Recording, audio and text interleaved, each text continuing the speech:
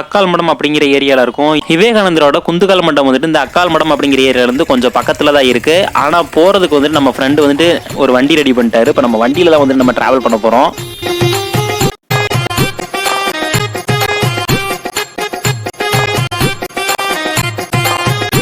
பரவாயில்ல, ரொம்பவே பக்கம் தான் அக்கால் மடத்துல இருந்து. 1800 ஆண்டுகள்ல ராமநாதபுரத்தை ஆண்ட பாஸ்கரி சேதுபதி மன்னன் அப்படிங்கிறவர் வந்துட்டு ஆன்மீக சொற்பொழிவாற்ற அமெரிக்காவை கூப்பிடுறாங்க. பட் நான் போனா கரெக்டா இருக்காது, மதத்தை பத்தி ஆன்மீகத்தை பத்தி நன்கு அறிந்தவர் தான் போகணும் அப்படின்னு சொல்லிட்டு நம்ம விவேகானந்தர் போனாதான் கரெக்டா இருக்கும் அப்படின்னு சொல்லிட்டு அவர் வந்து ரெக்வஸ்ட் பண்ணி அவர் அனுப்பி விடுறாரு. அமெரிக்கால இருக்க சிக்காகோ அப்படிங்கிற இடத்துல வந்துட்டு அந்த சொற்பொழிவு நடக்குது. இந்த மாநாட்டில் விவேகானந்தர் கலந்து சொற்பொழிவு ஆற்றிட்டு ரிட்டன் நம்ம நாட்டுக்கு வரும்போது அந்த மகனோட பாதங்கள் வந்துட்டு தரையில படக்கூடாது அப்படின்னு சொல்லிட்டு குந்துகால் போட்டு அவரோட பாதங்களை தன்னோட தலையில அந்த மன்னன் வாங்கினாராம். அதனால அந்த மண்டபத்துக்கு குந்துகால் மண்டபம் அப்படின்னு சொல்லி பேர் வந்தது.